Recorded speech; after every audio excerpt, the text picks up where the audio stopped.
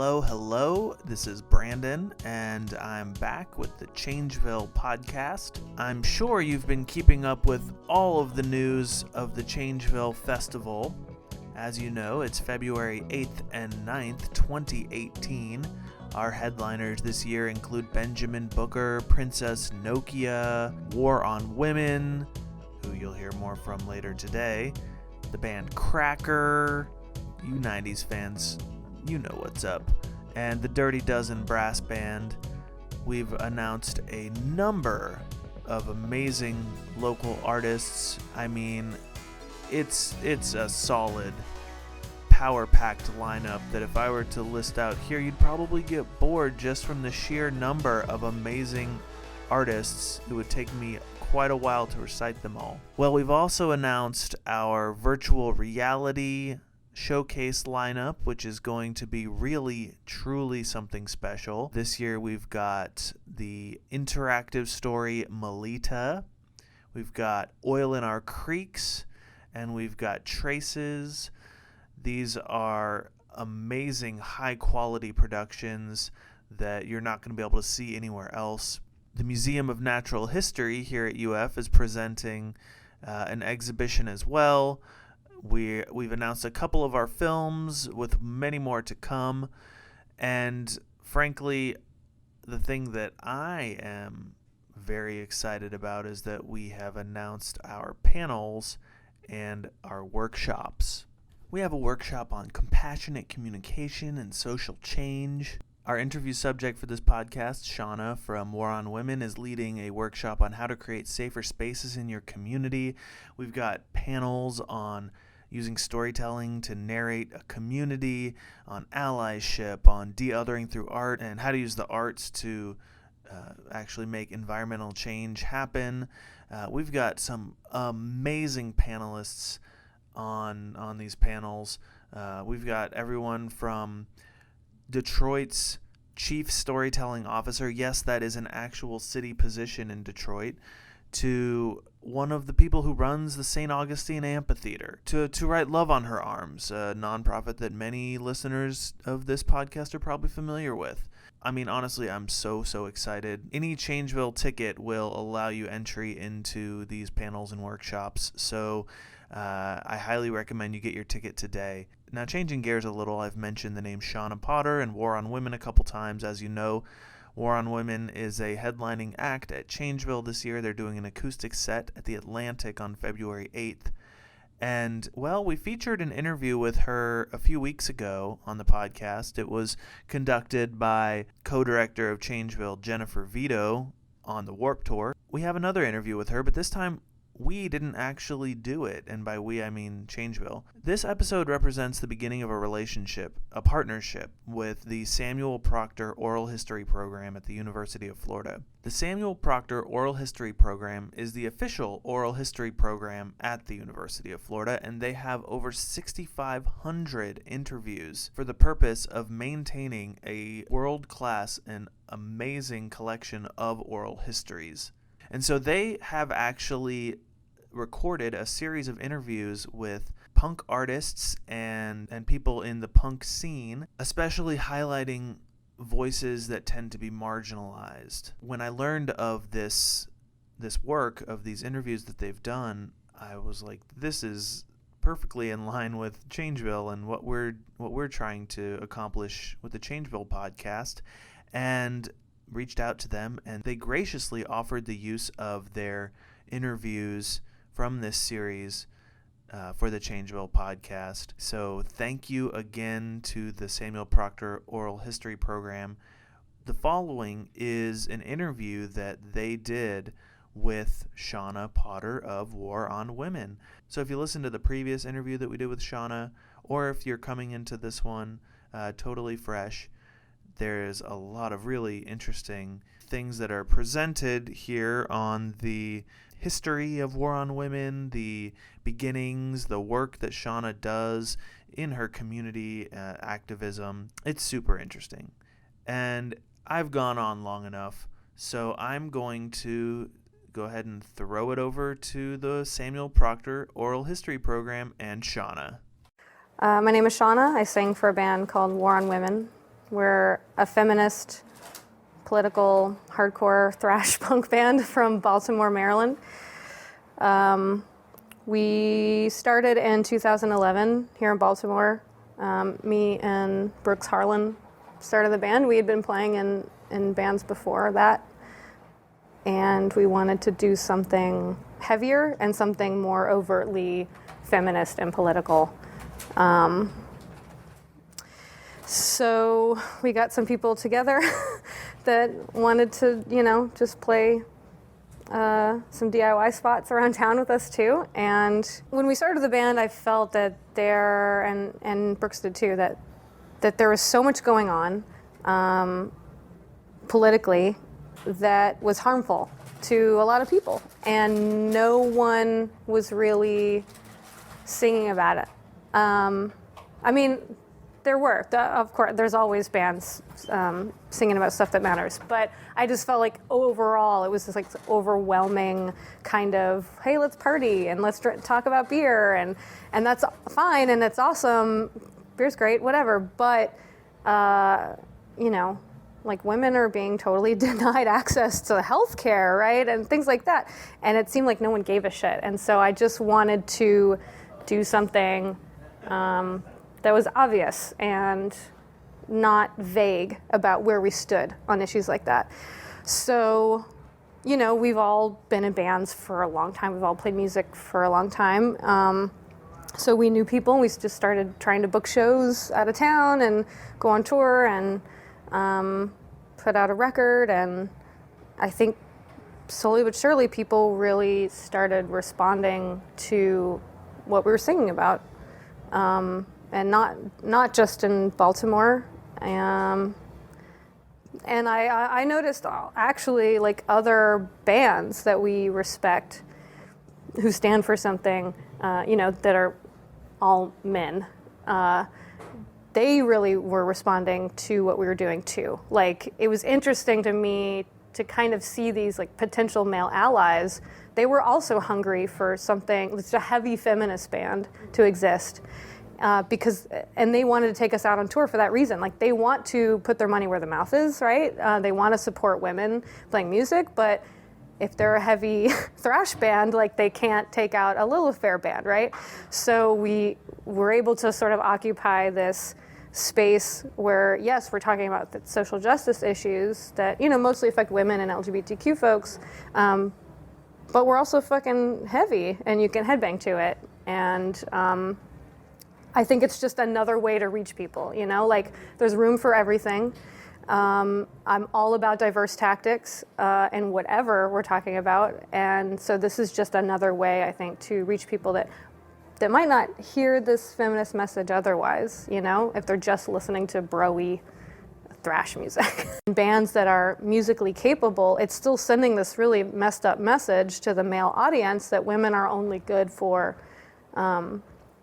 singing, which is not as important as guitar or drums or something, right? So it was important that we had women actually playing instruments. And it was important to me personally too, because I grew up playing guitar. This is my first band where I don't play guitar.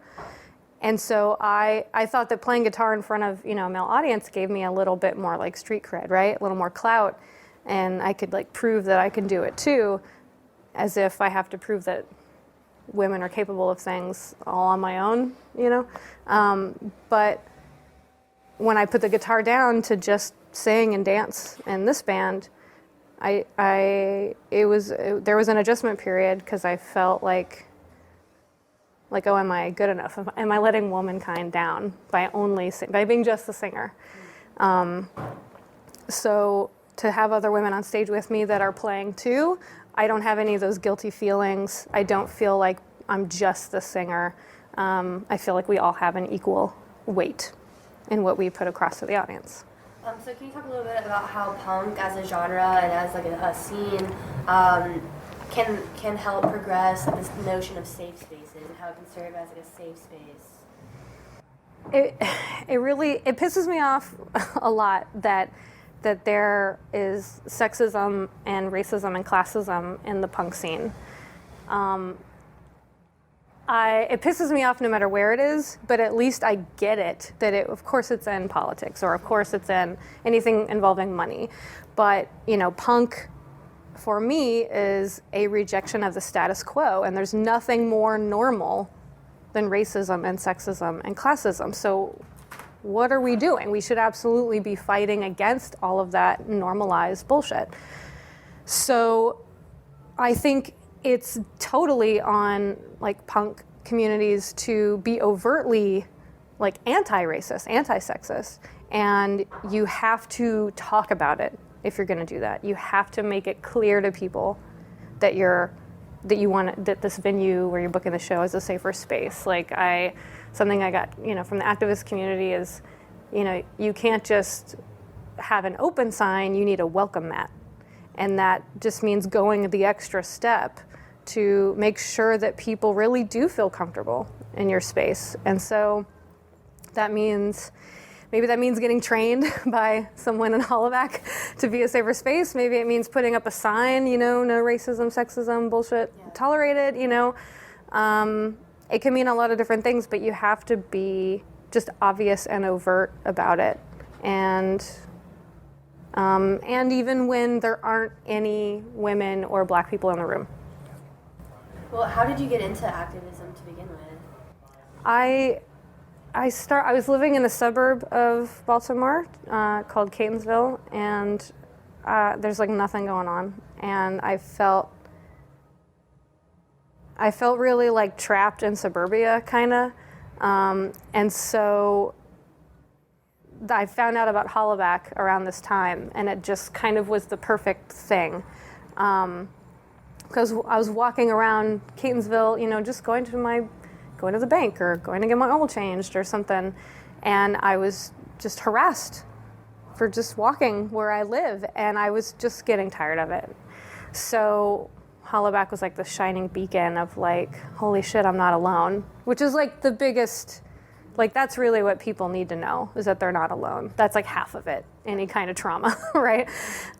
So I had nothing else to do while living in Catonsville, and I was so passionate about this issue that I decided to found the Baltimore chapter of Hollaback. So I ran that for a few years by myself. I had help for a few years after that, and I just kind of figured it out. There's so many nonprofits in Baltimore. There's so many cool social justice organizations. There's the ones with money and the ones without that are really made of the community and people just doing it because they care, and it's really cool. There's a lot of opportunity for skill sharing or collaboration and supporting each other.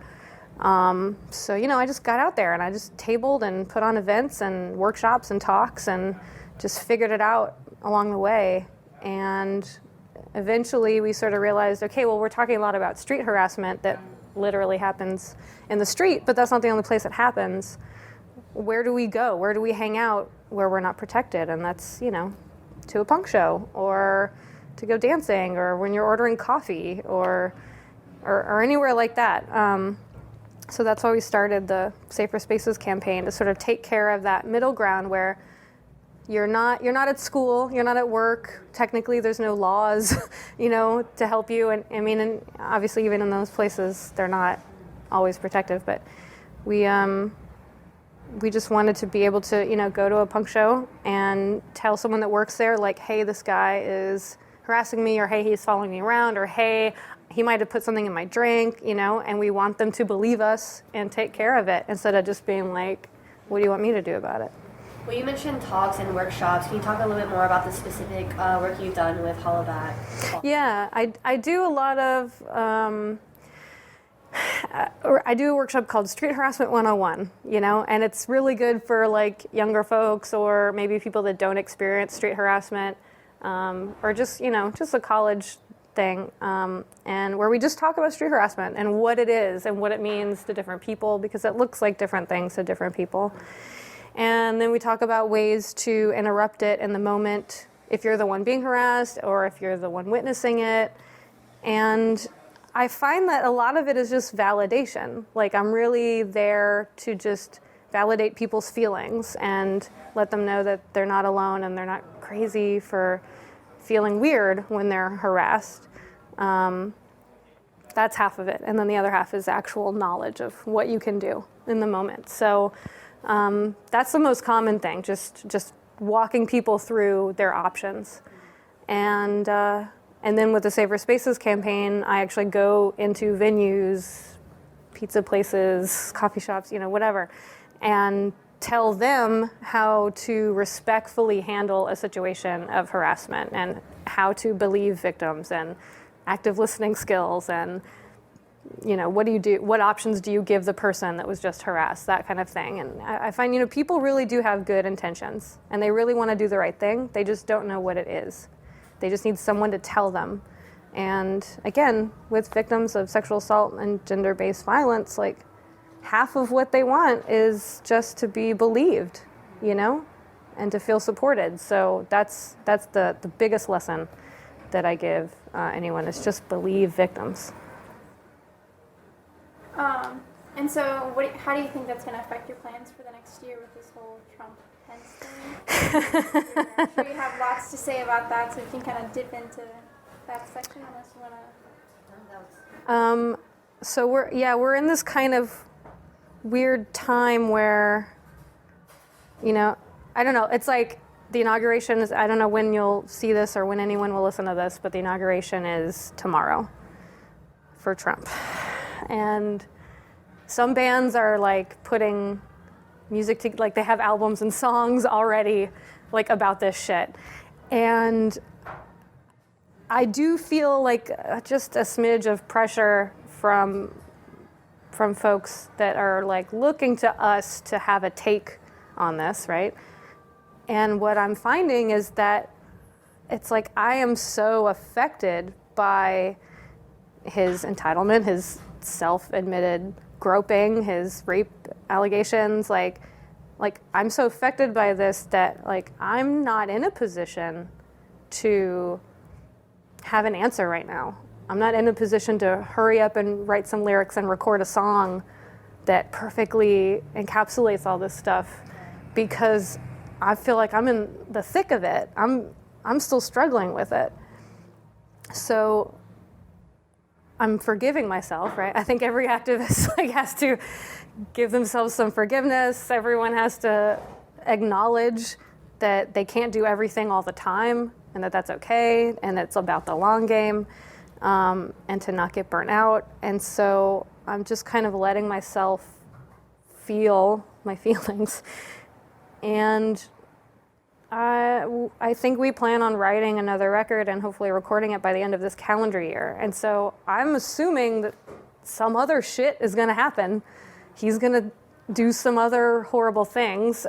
So I'm kind of just carefully watching and trying not to drown in it all.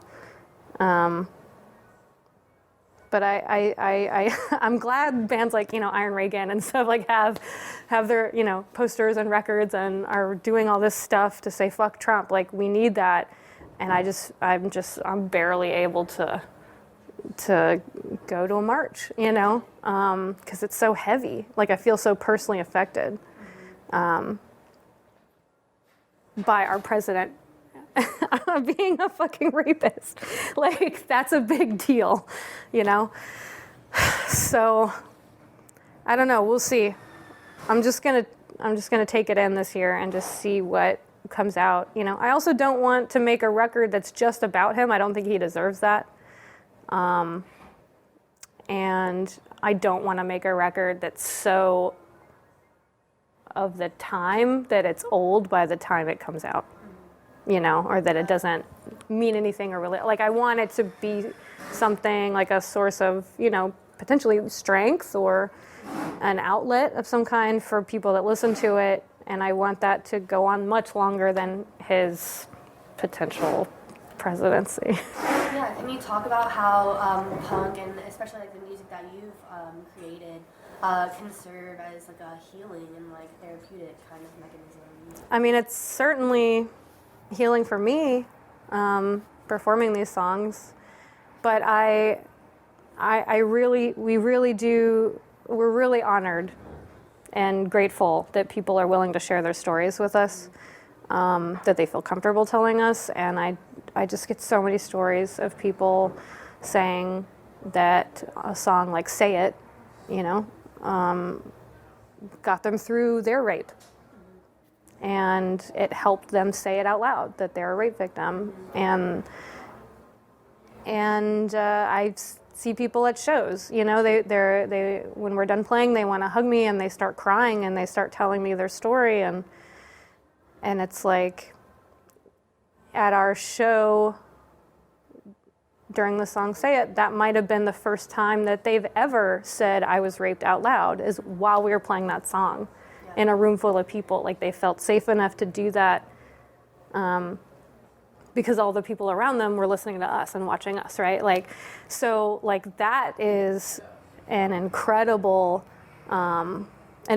thing that I'm really, really just grateful that it's an opportunity for people they can use it as a source of healing, and it's really humbling, really. But I think, again, we're not the first band to ever write a song about rape culture or abortion, but I think that our songs say these things pretty plainly and in an obvious way, and I think people benefit from hearing something that, we're not like beating around the bush, like we're being really direct, and they hopefully maybe get some confidence themselves that they can just say these things out loud. I had an abortion, or I was raped, or fuck the GOP, or whatever it is, they can just quote us, and then maybe it feels safer to do it, to say it out loud. You talked about a little bit about how disheartening it can be to see like racism and classism and misogyny within the punk scene.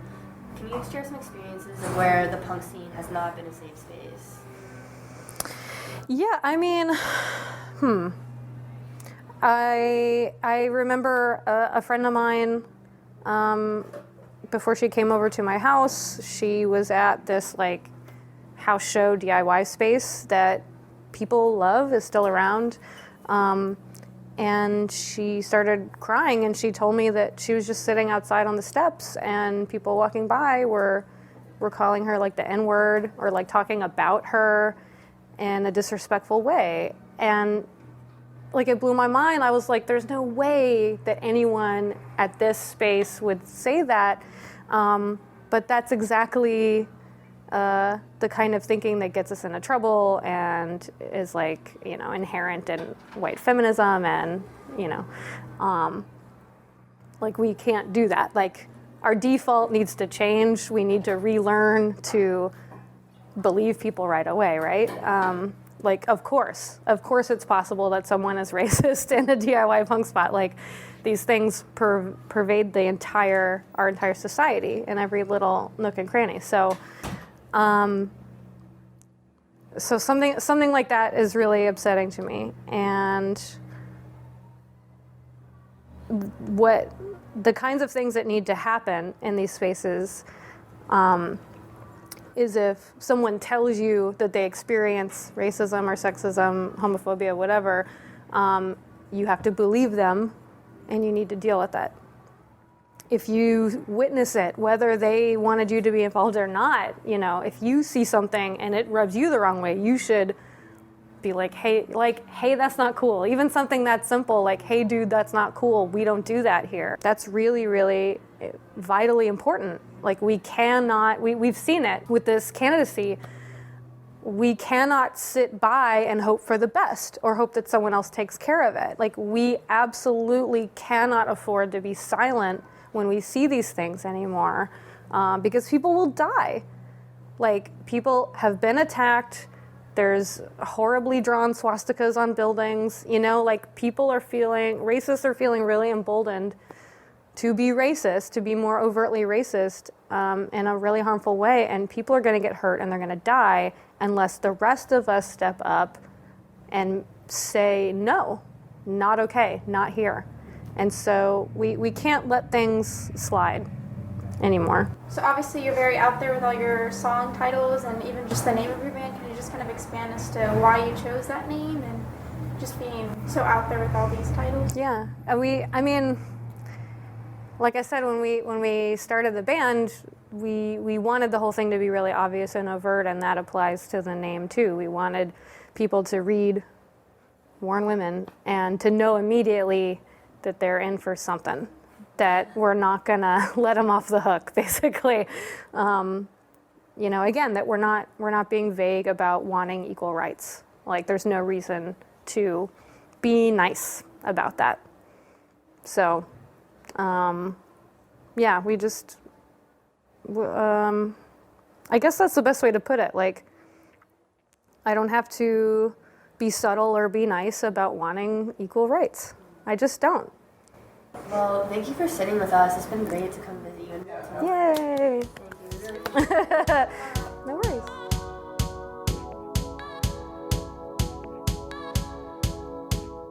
Thank you again so much to the Samuel Proctor Oral History Program for providing this interview to us today. And thank you again to Shawna. Catch Shawna performing as part of War on Women.